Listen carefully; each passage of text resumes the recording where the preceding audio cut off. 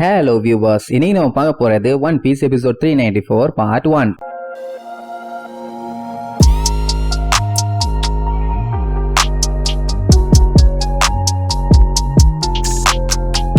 Open பண்ணா போன பாட்டுல சாப்பர் இந்த மாதிரி கேமி தொலைஞ்சு போயிட்டான்னு சொல்லி நம்ம சஞ்சய் கிட்ட இன்ஃபார்ம் பண்ணால. சஞ்சய் உடனே நான் வர வரைக்கும் அங்கேயே வெயிட் பண்ணுங்கன்னு சொல்லிட்டு அவன் அந்த ஃபிளைங் ஃபிஷ் ரைடர்ஸ் இருக்காங்கல்ல, அதான் இந்த டூவல், அவங்களுக்கு போன் பண்ணி வர சொல்லியிருப்பான். ரொம்ப நேரமா வெயிட் பண்ணி பாப்பாங்க, ஆளையே காணும், செம்ம காண்டாவும். எங்க போய் தொலைஞ்சானுங்கன்னு சொல்லிட்டு திரும்பும் போது மாஸ்டர் நாங்க வந்துட்டோம்னு சொல்லி ஏதோ திருவிழாவுக்கு என்ஜாய் பண்ண வர மாதிரியே வந்துட்டு இருப்பானுங்க. இதுல வேற அவன் பண்ற பில்டப் கொஞ்சம் கூட ஓயவே இல்ல. நான் தான் அழகு மன்னன் டூவல், உங்களுக்காண்டி நாங்க வந்திருக்கோம். யங் மாஸ்டர் பிளாக் ஃபுட்ல எப்படி இருக்கீங்கன்னு கேட்பான். ஏன்டா ஹெலிகாப்டர்ல விழுந்த எரும மாடு, வரதுக்கு ஏன்டா இவ்வளவு நேரம்? நீங்க எல்லாம் ஃபிளைங் ஃபிஷ் ரைடர்ஸ் தானே, இப்படியாடா ஊர்வலத்துக்கு வர மாதிரி வருவீங்க? அயோக்கிய பயிலான்னு வண்டியா திட்டுவான். அப்பவாச்சு சீரியஸா பேசுவான்னு பார்த்தா அதுவும் இல்ல. மாஸ்டர் மாஸ்டர் மாஸ்டர், நாங்க எல்லாரும் இப்போ ஃபிளைங் ஃபிஷ் ரைடர்ஸ் இல்ல, ரோசி லைஃப் ரைடர்ஸ். பேரை மாத்திட்டோம், மறந்துட்டீங்களான்னு கண்ணடிப்பான். உடனே நம்மள காண்டாயி பச்சை பச்சையா திட்டுவான். நீ ரொம்ப காண்டேத்துற, வேண்டாம் இந்த மாதிரி எல்லாம் பண்ணாதன்னு. சரி பரவாயில்ல, மேட்ருக்கு வருவோன்னு எங்க கூட இருந்த மெர்மைட கிட்னாப் பண்ணிட்டானுங்க. ஒரு கிட்னா நாயிங்க, அவளை காப்பாத்ததான் உன்னை வர சொன்னேன்பா.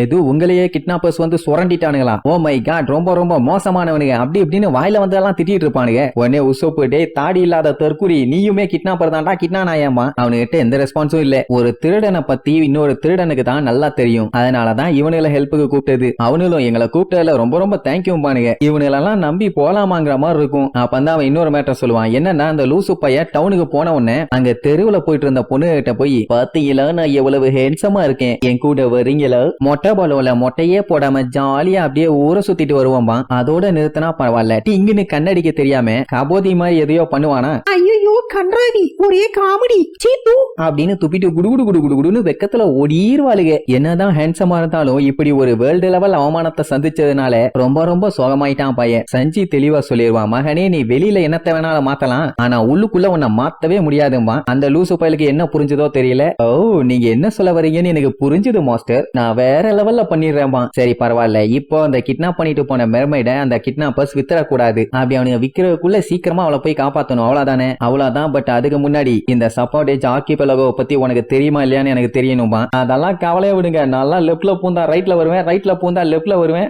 எப்படி போனாலும் அப்படி வந்துருவேன்பா. ஏண்டா அப்போ போன வழியாவே ரிட்டர்ன் வரமாட்டியான்னு கேட்டா, அதெல்லாம் ஒரு பஞ்சாயத்து இல்ல, நீங்க வாங்க தலைவரை நாங்க பாத்துக்கிறோம்னு சும்மா ஆணித்தரமா சொன்ன உடனே, சார் ரைட்டு, இப்போதைக்கு இவனுல விட்டா வேற வழியும் இல்ல, நேரா அவனுக்கு ஃபிளைங் ஃபிஷ்ல போய் ஏறிக்குவானுங்க. சஞ்சய் மட்டும் அவனோட மொட்டை பாலோல போய் ஏறிக்குவான். சரி இப்ப அவளை எப்படி கண்டுபிடிக்க போறோம்னு கேட்டா, எப்படியும் கடத்தின உடனே அவளை ட்ரேட் பண்ற ஆளுகிட்ட தான் கொண்டு போய் கொடுப்பானுங்க. இவனுக்கு தெரிஞ்சு சில பல கிட்னாப்பிங் டீம் எல்லாம் இருக்காங்க, மேபி அவனுங்களா கூட இருக்கலாம். அவங்கள போய் பிடிச்சா எல்லாம் தெரிஞ்சு போயிடும். ஃபர்ஸ்ட் லூஃபியோட ஃப்ரெண்ட்ஸ் எல்லாருமே ஆர்கிபெலகோல இருக்காங்கல்ல, அவங்க எல்லாத்தையுமே பிக் பண்ணிட்டு அதுக்கப்புறம் கடத்திட்டு போன மெர்மேட எப்படியாச்சும் அடிச்சு புடிச்சு போய் காப்பாத்தலாம், நீங்க ஒண்ணு கவலையே படாதீங்கன்னு அப்படியே வேற லெவல்ல முறுக்குன்னு முறுக்குவான். உடனே எல்லாம் தண்ணிக்குள்ள ஒரு டைவ போட்டு சும்மா சல்லுன்னு மேல பறையேந்து போவானுங்க. உடனே சஞ்சயும், கேமி உன்னை காப்பாத்த நாங்க வர்றோம், டூவலு வண்டியை அடிச்சு ஓட்டுமா. தலைவரே நம்ம ஆல்ரெடி புல் ஸ்பீட்ல தான் போயிட்டு இருக்கோம்னு சொல்லி காட்டுவாங்க. பார்த்தா ஆமையை விட வண்டி ஸ்லோவா மூவ் ஆகி போயிட்டு இருக்கும். அட சண்டால பயல, இதுதான் புல் ஸ்பீடா? இதுதான் இந்த முறுக்குனியா? வெக்கமா இல்லன்னு வண்டியா திட்டுவான். போங்க பாஸ், உங்களுக்கு திட்டுறதே வேலையா போச்சுன்னு இழிச்சுக்கிட்டே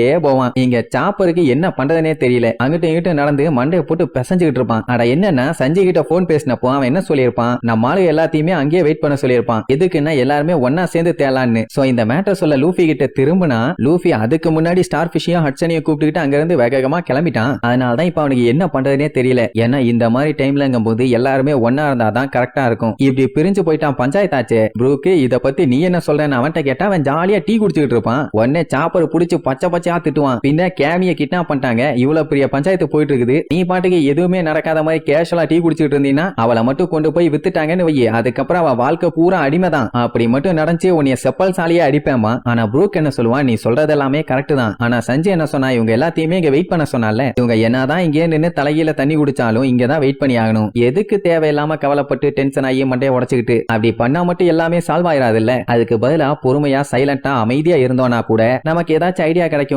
உடனே சாப்பரும், அட ஆமா இல்ல சூப்பர் அப்பும்பா. இங்க இவங்க ஒரு வழியா சல்லுன்னு அந்த சபோடி பார்க்குக்கு வந்து சேர்ந்துட்டாங்க. இப்போ நம்ம ஆளுகளோட க்ரூ மெம்பர்ஸை கண்டுபிடிச்சா வேலை முடிஞ்சது. சோ அப்படியே சுத்தி முத்தி அவங்கள தேடும் போது அவங்க எங்க இருக்காங்கன்னு பாத்துருவாங்க. சரி ரைட்டுன்னு உசோப்பா அடிச்சு புடிச்சு கீழே இறங்கி, டே இங்கதான் இருக்கீங்களான்ட்டு போய் பார்த்தவன் அவங்கள பார்த்த ஷாக்ல அங்கேயே தெரிச்சு அடிச்சு விழுவான். என்ன ரெண்டு பேருமே கேமி தொலைஞ்சிட்டாங்கிற கவலை கொஞ்சம் கூட இல்லாம ஜாலியா டீயை குடிச்சுக்கிட்டு அதுவும் எப்படி கீழே ஊத்தி அதை அப்படியே நக்கிக்கிட்டு பஞ்சு மிட்டாய் சாப்பிட்டு ரிலாக்ஸ் பண்ணிட்டு இருப்பானுங்க. இதுல பேசும்போது கூட ஏதோ கேஷுவலா பேசுற மாதிரி பேசின உடனே மண்டையா குட்டு விழும். அப்புறம் என்ன அடுத்த செகண்ட் வாங்க எப்படியாச்சும் கேமிய நம்ம இன்னைக்கு காப்பாத்தி ஆகணும்னு வெறி கொண்டு கிளம்புவாங்க. இந்த வெறி முன்னாடியே இருந்திருந்தா இந்த பஞ்சாயத்து இல்லாம இருந்திருக்கும்ல. உசோப்பு குட்டுன கொட்டுல இவனு ரெண்டு பேர்த்தோட மண்டையுமே கொய்யாக்கா மாதிரி வீங்கி போச்சு. இதுல வேற நம்ம பண்ண தப்பு தாப்பான்னு ஃபீல் பண்ணிட்டு இருப்பானுங்க. அப்ப டூவல் அவங்க ஆளுங்க எல்லாத்துக்கிட்டையுமே இன்ஸ்ட்ரக்ஷன் கொடுப்பான். இந்த மாதிரி ஆர்கிபெலகோல இருக்க எல்லா கிட்னாப்பிங் டீமையுமே செக் பண்ணுங்க, யார் இந்த வேலையை பண்ணான்னு நம்ம சீக்கிரமாவே கண்டுபிடிச்சாகணும். அண்ட் அது மட்டும் இல்லாம இப்ப லூஃபியோட குரூல வெறும் 2 பேர்த்த தானே போய் கூப்பிட்டுருக்காங்க, மிச்சவங்களையும் கண்டுபிடிங்கன்னு சொல்லி எல்லாத்தையுமே ஸ்பிளிட் பண்ணி அனுப்பி விடுவான். அது மட்டும் இல்லாம நமக்கு டைம் இல்ல, சீக்கிரமா இந்த வேலையை முடிச்சாகணும் புரியுதான்னு சொல்லி காட்டுத்தனமா கத்துவான். இப்பதான் கொஞ்சம் சீரியஸா இறங்கி இருக்கான். சஞ்சி மண்டையிலே ஒரு மிதிய போட்டு சூப்பரா வாங்க மாண்டையா, இதே மாதிரி நம்ம போயிட்டு இருக்குமே ஒரு எரும மாடு, இதையும் ஏதாச்சும் பண்ணி வேகம் பண்றா, சடமாட்டு சொங்கி பய மாடு மாதிரி போயிட்டு இருக்குது. மூடிக்கிட்டு அந்த பிளையிங் ஃபிஷ்லயே போயிருக்கணும், தேவையில்லாம இதுல வந்துட்டேமா. ஆனா அவன் என்ன பேசினாலும் இவன் காதுல என்ன தெரியுமா கேக்குது,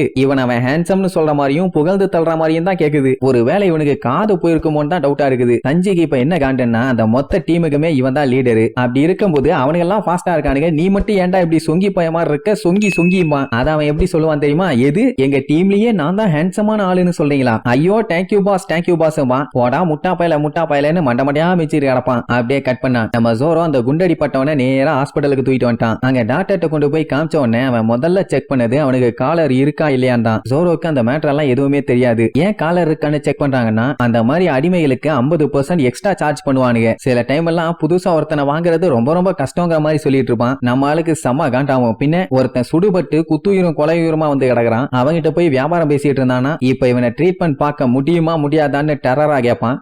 ஓகே டென்ஷன் ஆகாதீங்கன்னு அந்த டாக்டர் உள்ள கொண்டு வர சொல்லுவான். அப்படியே அவனை கொண்டு போய் உள்ள படுக்க போட்டுட்டு என்னடா ஐலாண்ட் இது ரொம்ப ரொம்ப கேவலமா இருக்கு, பேசாம நான் ஷிப்புக்கே போறேன், எதுக்கு தேவையில்லாம இங்கன்னு சொல்லிட்டு அவன் பாட்டு கிளம்பிடுவான். இப்ப நம்மால இருக்கிறது 22வது மரம். அப்படியே கட் பண்ணி மனுஷங்களை விற்கிற ஒரு ஷாப்பை காட்டுறாங்க. அங்க இருக்க கடைக்காரங்கிட்ட போய் லூஃபி கேமிய பத்தி சொல்லி விசாரிப்பான். இந்த மாதிரி என்னோட ஃப்ரெண்டான மெர்மைட கடத்திட்டாங்க, அந்த மாதிரி யாராச்சும் இங்க வந்தாங்களா, உங்களுக்கு ஏதாச்சும் தெரிஞ்சா சொல்லுங்க ப்ளீஸ் எங்களுக்கு சொல்லுங்கன்னு கேட்டுட்டு இருக்கும் போது அங்க ஒருத்தன் தெனாவட்டா சிகரெட் அடிச்சிட்டு இருப்பான். ஸ்டார் ஃபிஷ் அப்படியே லுக்கு விடுமா, உடனே அவனும் பயங்கரமா லுக்கு விடுவான். அது உடனே திரும்பிக்கும். அதே நேரம் இந்த கடைக்காரன் எங்களுக்கெல்லாம் எதுவும் தெரியாது, அண்ட் அது மட்டும் இல்லாம நீங்களும் இந்த மாதிரி விஷயத்துல எல்லாம் மூக்க நுழைக்காதீங்க, அது பெரிய பிரச்சனை ஆகும்னு சொன்ன லூஃபி சட்டையோட புடிச்சு ஏண்டா வெண்ண கேட்ட கேள்விக்கு பதில் சொல்றா, எங்களுக்கு அட்வைஸ் பண்ணாத, இங்க மெர்மைட விக்க யாராச்சும் வந்தாங்களா இல்லையா, உண்மையை சொல்லுன்னு உடனே இல்லப்பா இல்லவே இல்ல நீருவான். அவ மட்டும் இந்த இடத்துல எங்கேயாச்சும் இருந்தா அதுக்கப்புறம் உனக்கு சங்குதான் பானுங்களா, தாராளமா செக் பண்ணிக்கிங்க, எங்களுக்கு எந்த ஒரு பஞ்சாயத்தும் இல்லாமா ரைட்னு சொல்லிட்டு அந்த கடையில அடைச்சு வச்சிருக்க எல்லாத்தையுமே அப்படியே செக் பண்ணிட்டே வருவானுங்க. ஒவ்வொருத்தனும் ஒவ்வொரு மாதிரி இருப்பானுங்க. ஒருத்தன் முரட்டுத்தனமா இருப்பான், இன்னொருத்தன் கேவலமா இருப்பான், இன்னொருத்தன் குடியாரனா இருப்பான். மொத்தத்துல எதுவுமே தேடுற மாதிரி இல்ல. அந்த டைம் கடையில ஒருத்தன் உட்காந்து சிகரெட் அடிச்சிட்டு இருப்பானா, கடைக்காரன் பார்த்துட்டு டேய்னு கூப்பிடுவான். அவன் எதுவுமே பேசாம அவன் பாட்டுக்கு அங்க இருந்து கிளம்பிடுவான். அதே நேரம் இங்க நம்மளுக்கு எல்லா இடத்தையும் நல்லா செக் பண்ணி பார்த்துட்டாங்க. கேமி இந்த இடத்துல எங்கேயுமே இல்ல, உனக்கு வேற எங்கேயாச்சும் பிரான்ச் இருக்காடான்னு விசாரிச்சா ஒரு வெங்காயமும் இல்ல, இங்க யாரெல்லாம் பாத்தீங்களோ அவங்க மட்டும்தான், அப்படி இங்க இல்லன்னா வேற கடையில போய் தேடுங்கம்மா. சரி இப்போதைக்கு உங்களுக்கு வேற வழியும் இல்ல போலாங்கிற மாதிரி சொல்லிட்டு இருக்கும் போது அவன் இவங்களை கூப்பிட்டு உங்களுக்கு என்ன நிஜமான மெர்மைடு தானே வேணும், ஒன்னும் கவலை இல்லாமா, அப்படின்னா உங்ககிட்ட மெர்மைடு இருக்கா எங்க காட்டும்பாங்க. என்கிட்ட இருக்க ஒரே ஒரு அழகான மெர்மைடு இது மட்டும் தான் மரின்னு உன்னை காட்டுவான். நிஜமா சொல்றேன் இதுதான் உண்மையான கடல் பண்ணி, இதுல இந்த மூஞ்சிக்கு டிஸ்கவுண்ட் வேற போட்டு கொடுக்கறானாமா. அது நீந்திக்கிட்டே கெஞ்சும் என்னைய வகுகப்பா ப்ளீஸ்ன்னு. உடனே நம்மளுக்கு பச்சையா திட்டுவானுங்க, நீ எல்லாம் கடல் பண்ணியா இருக்க கூட லாய்க்கு இல்லன்னு. சரி இப்ப வேற வழி இல்ல, வெளியே தானே போய் தேடி ஆகணும். சோ தெருவுல போக போக கேமின்னு கத்திக்கிட்டே போவாங்க. அவ எங்கேயுமே இருந்த மாதிரி இல்ல. இவனை இப்படி கத்திக்கிட்டே வந்தானுங்கன்னா அங்க இருக்க எல்லாத்தோட அட்ராக்ஷனும் இவங்க மேல தானே வரும். அப்படி அங்க இருக்க நிறைய பைரட்ஸுங்க லூஃபிய நல்லா தெளிவா பாத்துருவானுங்க. சோ இப்ப லூஃபி இங்க இருக்காங்கிற மேட்ரு அப்படியே கொஞ்சம் கொஞ்சமா பரவ ஆரம்பிக்குது. இப்ப மட்டும் இவனுக்கு எந்த கிட்னாப்பர்ஸ் கடத்தினாங்கன்னு மட்டும் தெரிஞ்சா போதும், அசால்ட்டா புடிச்சிடலாம். ஆனா அதுதான் பெரிய கஷ்டமா இருக்குது. சரி எப்படியாச்சும் கண்டுபிடிப்போம்னு சொல்லிட்டு போகும்போது ஸ்டார் பிஷ் கண்ட மேனிக்கு அழுகும். ஏன்டா என்னாச்சுன்னு கேட்டா இது எல்லாமே என்னோட தப்புதான்னு சொல்லும். ஏன்னா அம்யூஸ்மெண்ட் பார்க்ல எப்பவுமே கிட்னாப்பர் சுத்திட்டே தான் இருப்பாங்க, நான் தான் ஒழுங்கா அவளை பத்திரமா பார்த்து இருக்கணும், ஆனா தப்பு பண்ணிட்டேன்னு ரொம்ப ஃபீல் பண்ணுவான். அட ஐஸ்கிரீம் வாங்குறதுக்காக ப்ரூக்கு சாப்பரு லூஃபி இவங்க எல்லாம் போயிருக்காங்க அப்படின்னா இவன் என்ன பண்ணிருக்கணும், அவங்க வந்ததுக்கு அப்புறம் போயிருக்கணும், இல்லன்னா இவனுக்கு என்ன வேணுமோ இங்க இருந்தே சொல்லி இருக்கணும். கத்துற டிஸ்டன்ஸ்ல தான் இருக்கானுங்க. அவன் கேமிய உட்கார வச்சுட்டு நானும் வரேன்னு சொல்லிட்டு குடுன்னு ஓடிட்டான். அதுதான் அவளை கடைசியா பார்த்தது. சோ நான் பண்ணது தப்பு, இப்படி நான் பண்ணிருக்க கூடாதுன்னு தேம்பி அழுவான். சரி பரவாயில்ல விடு, இதெல்லாம் உன் தப்பு இல்லன்னு சொல்லி லூஃபியும் சமாதானப்படுத்துவான். ஆனா அவனால அழுகையை கண்ட்ரோல் பண்ண முடியல. ஆசாசியா இந்த அம்யூஸ்மெண்ட் பார்க்குக்கு வந்தா, ஆனா கடைசியில நிலைமை இப்படி ஆயிருச்சுல்ல. லூஃபியுமே அவன் எந்த அளவுக்கு சந்தோஷமா இருந்தான்னு எல்லாத்தையும் யோசிச்சு பார்த்துட்டு அவன் இங்க வந்து சந்தோஷமா தான் இருந்தா, ஆனா இப்படி நடக்கும்னு நம்ம யாருமே எதிர்பார்க்கல இல்ல. ஆனா நம்ம வந்தெல்லாம் கரெக்டான இடம் தான். அங்கதான் ஒரு பஞ்சாயத்து. ஆக்சுவலா மெர்மைடும் சரி ஃபிஷ்மேனும் சரி இந்த ஐலாண்டுக்கெல்லாம் வரவே கூடாது, வந்தா இப்படித்தான் ஏதாச்சும் ஒரு பஞ்சாயத்து ஆகும்னு அவங்களுக்கும் நல்லாவே தெரியும். ஆனா லூஃபியோட டீமும் அவங்களுக்காண்டி ஹெல்ப் பண்ணிருக்காங்கல்ல, அதனால அவங்களுக்கு ஹெல்ப் பண்ண வந்து இப்ப மாட்டிட்டாங்க. லூஃபி ஷாக் ஆகி என்ன அவன் பேசுறான், நீங்க எல்லாம் இங்க வரக்கூடாதான்னு கேட்பான். அப்பதான் ஸ்டார் ஃபிஷ் அழுதுகிட்டே எல்லா மேட்டரையும் சொல்லும். அதாவது கேமிக்கும் ஹச்சிக்கும் மட்டுமே இந்த கிட்னாப்பர்ஸ் எனிமி இல்ல, இங்க வாழ்ந்துகிட்டு இருக்க எல்லா மக்களுக்குமே அவங்க எனிமீஸ் தான். இத கேட்டுட்டு லூஃபி எல்லாம் அப்படியே பயங்கரமா ஷாக் ஆயிருவான். அப்படியே கட் பண்ணா நம்ம நமியும் ரோபினும் அப்படியே ஷாப்பிங்க முடிச்சுட்டு ஜம்முன்னு வருவாங்க. அப்பதான் நம்ம ரோபின் 200 வருஷத்துக்கு முன்னாடி நடந்த ஒரு கோரமான சம்பவத்தை பத்தி சொல்லுவா. என்னன்னா ஃபிஷ்மேனும் மெர்ஃபோல்க்குங்கிற கடல் கன்னிகளும் அந்த நேரத்துல ஃபிஷ்ஷுங்கெல்லாம் அறிவிக்கப்பட்டாங்க. அவங்கள பத்தின விஷயம் தான் உலகம் பூரா பரவிட்டு இருந்துச்சு. சொல்லப்போனா எல்லாருமே அவங்கள கேவலமா தான் பார்த்தாங்க, கொஞ்சம் கூட மதிக்கவே இல்ல. இத சொன்ன உடனே நமி எல்லாம் ஷாக் ஆயிருவான். என்னன்னா அவளுக்கு தெரிஞ்ச அவனுங்க எல்லாம் பயங்கர ஸ்ட்ராங்கான ஆளுங்க, அவளுக்கு தெரியாம இருக்குமா பாதிக்கப்பட்டிருக்கால, அவங்களையே கேவலமா பார்த்தாங்களா, ஹவ் இஸ் பாசிபிள்னு கேப்பா. என்னதான் அவனுங்க ஸ்ட்ராங்கா இருந்தாலும் அவங்கள விட மனுஷங்க தானே ஆட்கள் ஜாஸ்தி, அதனால அவங்களால ஒண்ணும் பண்ண முடியல. பட் அதனாலயே அவங்களுக்கு கொடுமை நடந்துகிட்டே தான் இருக்கும். அதுவும் எப்ப வரைக்கும்னா வேர்ல்டு கவர்மெண்ட் ஃபிஷ்மேன் ஐலாண்டு கூட ஃப்ரெண்ட் ஆகிற வரைக்கும். வரலாற்றிலேயே இப்படி ஒரு சம்பவம் ஒரு மோசமான நினைவு சின்னம். ஆக்சுவலா அந்த டைம்லயும் அடிமைகளா புடிச்சு அடைச்சி வித்துட்டு தான் இருந்தானுங்க. இப்பவும் அதே மாதிரி தான் போயிட்டு இருக்குது, எந்த ஒரு மாற்றமுமே இல்ல. அவளுக்கு இன்னொரு விஷயம் என்ன ஆச்சரியமா இருக்குன்னா, இன்னுமே இங்க இருக்கவங்க எல்லாருமே ஃபிஷ்மேனையும் சரி கடல் கனிகளையும் சரி பிரிச்சு பார்க்க தான் செய்யறாங்களே தவிர அவங்கள ஏத்துக்க மாட்டேங்கிறாங்க. ஏனால தான் அந்த ஸ்டார் ஃபிஷ் எல்லா விஷயத்திலயுமே ஸ்ட்ரிக்டா இருந்தான், கேமியை எப்படியாச்சும் பார்த்து பத்திரமா பாத்துக்கணும்னு. ஆனா நீ தாண்டா முட்டாள்தனமா இப்படி இருந்துட்டேங்கிற மாதிரி சொல்லும். நமிக்குமே இங்க அப்புறம் தான் புரிய வரும், இவங்க எல்லாம் ஒன்னா வரும்போது கேமியும் ஹச்சியும் கெட்டப்ப மாத்தினாங்கல்ல, அதுக்கான காரணம் இதுதான். சோ இப்படி அவங்க ஃபீல் பண்ணி பேசிட்டு இருக்கும்போது ரோபின் நமின்னு சொல்லி ஒரு சவுண்ட், வேற யாரும் இல்ல நம்ம பயலுக்கு தான். வந்த உடனே அவன் சொல்லிடுவான், நம்ம கூட இருந்த கடல் கண்ணிய கடத்திட்டாங்க, சட்டுன்னு வாங்க நம்ம போய் காப்பாத்தணும்னு. எது கடத்திட்டாங்களா, அட கூறுகட்ட குப்சுங்களான்னு அவ பச்சை பச்சையா அவங்கள திட்டுறதோட இந்த எபிசோடுக்கு எண்டு கார்டு போட்டு முடிக்கிறாங்க.